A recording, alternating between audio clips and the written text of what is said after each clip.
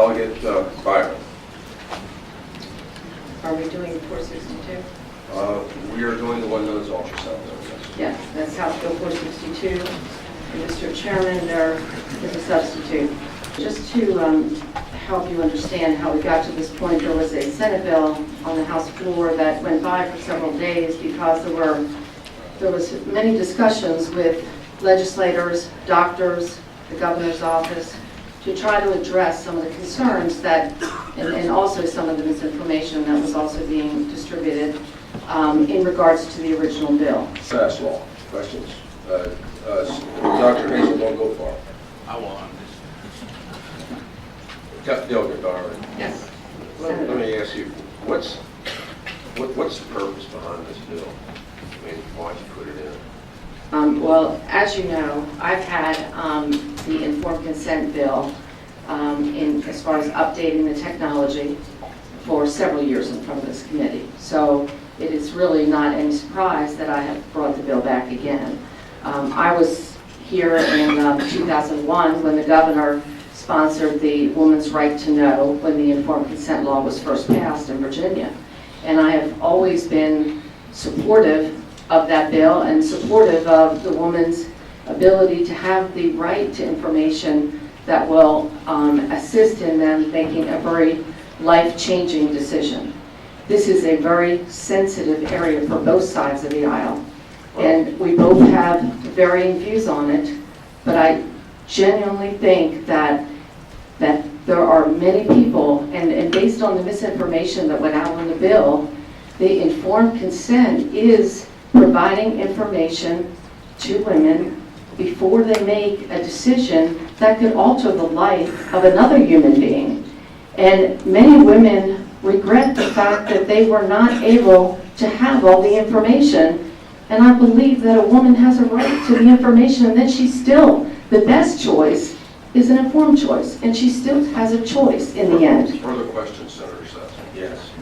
Well, the reason I'm raising this is the other night I happened to be viewing late night television, and there was a thing on there on the Jon Stewart Daily Show, and he had a videotape of you on, I guess it might have been your bill dealing with HPV, saying that the government ought not to be interjecting, itself into, what should be a personal decision. And when I look at this bill, that appears to be exactly what you're doing. And it leads me to ask you, do you think the women in Virginia are so darn dumb that they need to be told exactly what has to be done to them by a medical procedure, and that they're incapable of making a decision without that? Delegate Byron. Of course I don't, Senator. And I would say to you that the women that I have talked to that have wished that they had all this information before going in for a surgical procedure, and it's not just that. The technology is there. We already determined by policy in 2001 that we were going to have informed consent when it comes to abortion procedures. The state has the right to regulate abortions, and the informed decision is information going out there. This brings the technology, just like anything else, up to date in making sure that we're giving the information, and we're not saying, well, we're only going to give you part of that information when we know the information is there. And part of that information that is the most critical is the one we're addressing today, because it determines whether or not, one, there's a false pregnancy. It determines if there's an ectopic pregnancy. It determines if there's more than one fetus.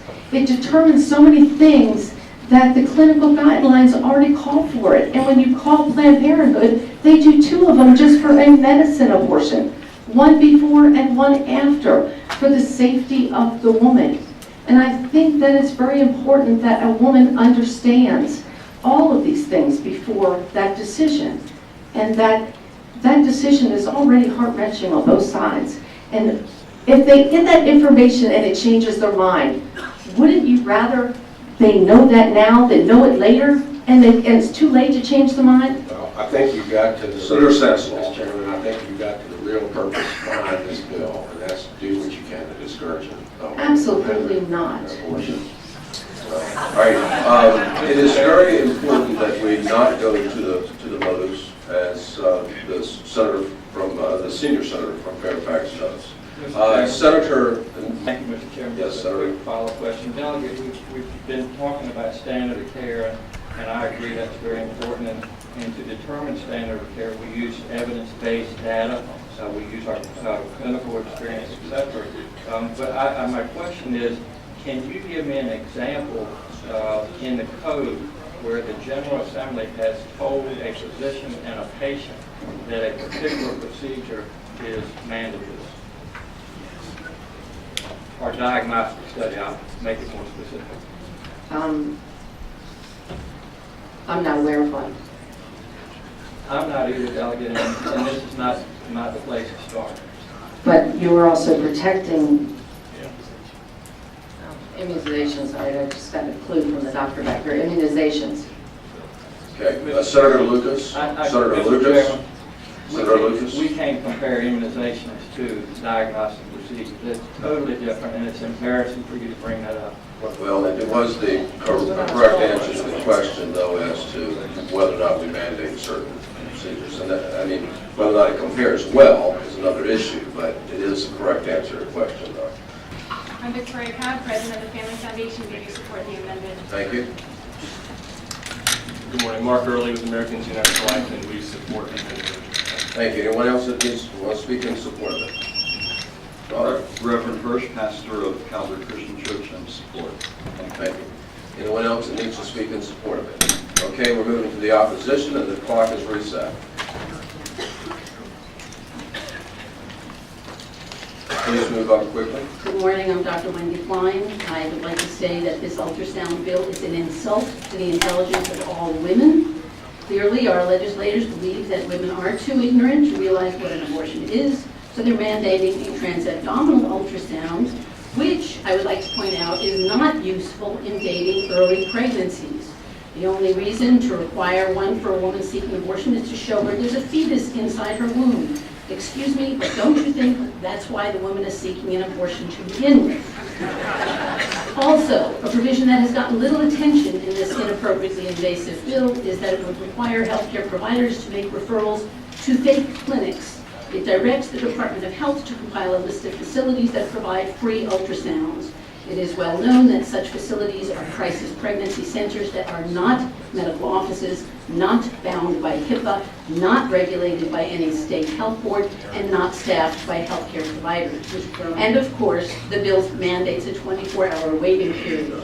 That means more time off work, more inconvenience, more travel, and the real aim of creating a barrier between a woman and her constitutionally protected right to make personal reproductive decisions is all too obvious. As a physician, I am here to appeal to you to respect the integrity of the medical profession, the privacy of the doctor-patient relationship, to respect the intelligence and individual freedom of women, and to protect reproductive rights in Virginia. Thank you. Move up by the microphone. Please identify yourself. Good morning, Christine Hall of the Virginia Sexual Domestic Violence Action Alliance.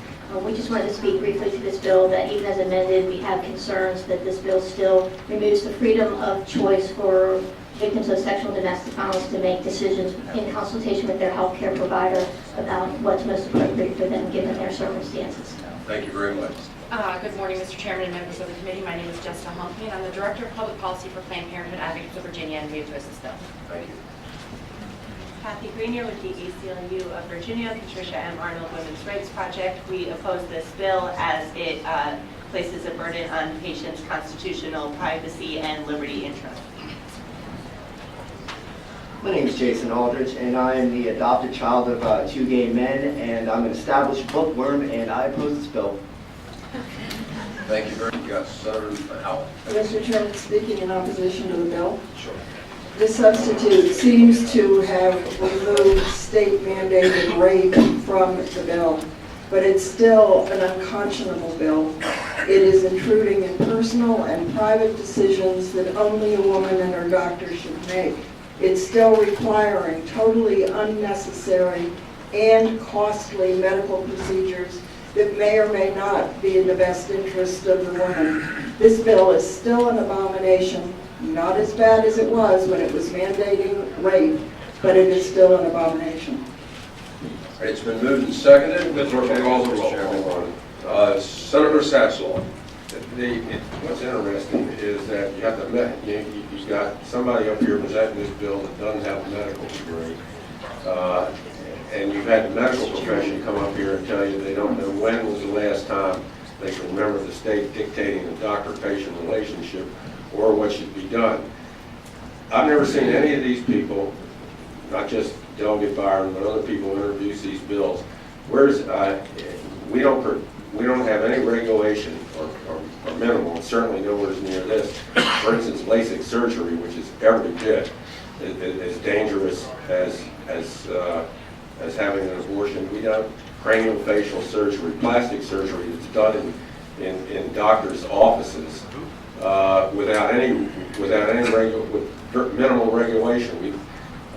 It never ends, and no one in this room should kid themselves. This bill's got only one purpose, and the purpose is to try to make it as difficult as possible for a woman to get an abortion. Senator Newman. Senator Northam. Thank you, briefly. Mr. Chairman, and speaking against this motion. The first version of your bill, Delegate, was to mandate a physician and or patients as to what procedure or diagnostic test should be done. This next version, the one that's before us now, is even worse. You're not only mandating, but now, as a non-medical politician, you're telling a physician pretty much what type of procedure we should be doing. And as you admitted, Mr. Chairman, this has never been done in the code of the Commonwealth of Virginia, and this is not the place to start. So I would implore, as a physician, that this committee vote no against this motion. Thank you very much.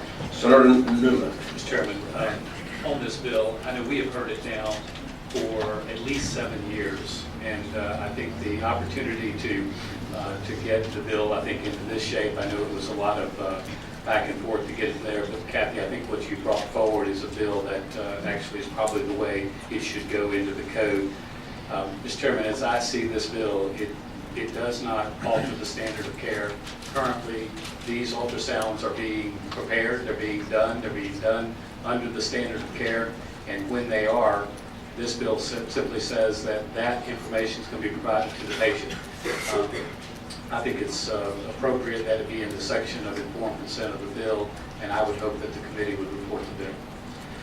All right, clerk, call the roll. Senator Sasslaw? No. Senator Lucas? No. Senator Howell? No. Senator Newman? Aye. Senator Blevins? Aye by proxy. Senator Lott? No. Senator Barker? No. Senator Northam? No. Senator Miller? No. Senator Smith? Aye. Senator McWhorter? Aye. Senator Black? Aye. Senator Carrico? Aye. Senator Garrett? Aye by proxy. Senator Martin? Aye. The bill is reported as a benefit substitute 87.